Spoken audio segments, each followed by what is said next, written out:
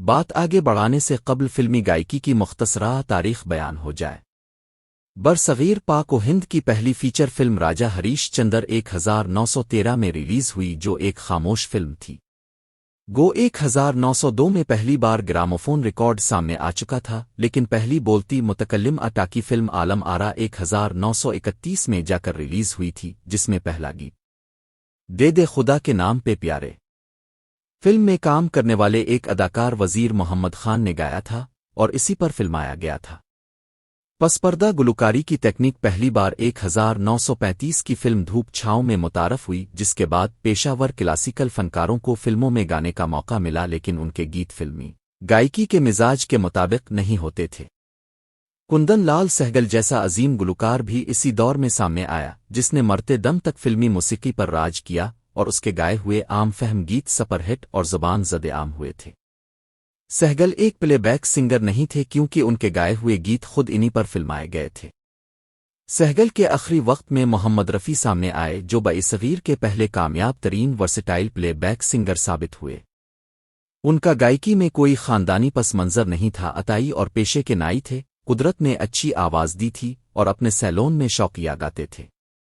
انہیں پہلی بار لاہور میں بننے والی ایک پنجابی فلم گل بلوچ 1944 میں زینت بیگم نامی گلوکارہ کے ساتھ ایک دو گانا گانے کا موقع ملا تھا۔ سوہنی می آوری می تیری یاد نے آن ستایا، یہ گیت فلم میں اداکار گل زمان پر فلمایا گیا تھا، جو پاکستانی فلموں میں کیریکٹر ایکٹر رولز کرتے تھے۔ رفیع صاحب نے فلم شاہجہاں 1946 میں سہگل کے ساتھ ایک کورس گیت اے روحی روحی اگایا تھا، اور فلم جگنو 1947 میں میڈم نورجہاں کے ساتھ گائے ہوئے دو گانے یہاں بدلہ وفا کا بے وفائی کے سوا کیا ہے سے عروج ملا تھا۔ 50 اور 60 کے اشروں میں رفیع صاحب بام عروج پر تھے، اور اس دور میں گائے ہوئے ان کے بیشتر گیت امر سنگیت کا درجہ رکھتے ہیں۔ پاکستان میں محمد رفیع جیسے الراؤنڈ گلوکار کی کمی بڑی شدت سے محسوس کی جاتی تھی، جسے مسعود رانا نے آ کر پورا کیا تھا۔ انہوں نے اپنی دوسری فلم بنجارن 1962 میں ایک گیت او لچکی کمریا موری او کا مکھڑا گایا تھا۔ اس نگری میں 100 دھوکے ہیں دیکھ کے چلیو رانی، قدم قدم پہ جال بچھے ہیں نہ کریو۔ رفیع کی قابلیت بے مثال تھی، وہ اپنی آواز کو اسکرین پر موجود اداکار سے مماثل بنا سکتا تھا، جس سے ہر گانے کو منفرد اور یادگار بنایا جاتا تھا۔ مختلف زبانوں اور بولیوں میں گانے کی رفیع کی صلاحیت نے ان کی اپیل میں اضافہ کیا۔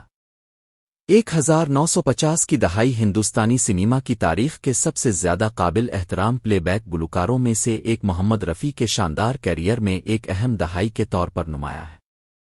اس دور نے رفیع کی آواز کو ایک نئے میوزیکل دور کا ہیرالڈ بنتے دیکھا۔ ان کے گانوں نے ایک قوم کی روح کا ترانہ اور ان کی صلاحیتوں کو آنے والی نسلوں کے لیے معیار بنایا۔ 1950 کی دہائی میں رفیع کا سفر ایک پریمیئر پلے بیک سنگر کے طور پر اپنی پوزیشن کو مستحکم کرنے کے ساتھ شروع ہوا۔ اپنی آواز کو آن اسکرین اداکار کی شخصیت کے مطابق ڈھالنے کی ان کی غیر معمولی صلاحیت نے انہیں دیو آنند، راج کپور اور دلیپ کمار سے لے کر اشوک کمار، بھارت بھوشن اور پردیپ کمار تک کئی اہم شخصیات کے لیے ترجیحی انتخاب بنا دیا۔ محمد رفیع کو اس فانی دنیا سے رخصت ہوئے 45 سال سے زائد کا عرصہ گزر چکا ہے، لیکن ان کی آواز آج بھی زندہ ہے اور مداحوں کے دلوں میں ہمیشہ رہے گی۔ محمد رفیع 24 دسمبر 1924 کو پنجاب کے گاؤں کوٹلہ سلطان سنگھ میں پیدا ہوئے۔ ان کے والد حاجی علی محمد جو حجام کی دکان چلاتے تھے، کچھ عرصہ بعد خاندان سمیت لاہور منتقل ہو گئے، جہاں موسیقی کی طرف رفیع کا جھکاؤ بڑھنے لگا۔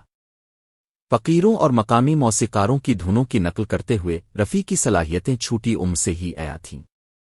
کلاسیکی موسیقی میں ان کی باقاعدہ تربیت استاد عبدالواحد خان، پنڈت جیون لال مٹو اور فیروز نظامی جیسے معزز اساتذہ سے ہوئی۔ رفیع کے کیریئر کا آغاز لاہور سے ہوا، جہاں انہوں نے 13 سال کی عمر میں عوامی طور پر پرفارم کیا۔ ان کی پلے بیک سنگنگ کا آغاز 1944 میں شیام سندر کی میوزک ڈائریکشن میں پنجابی فلم گل بلوچ اسے ہوا۔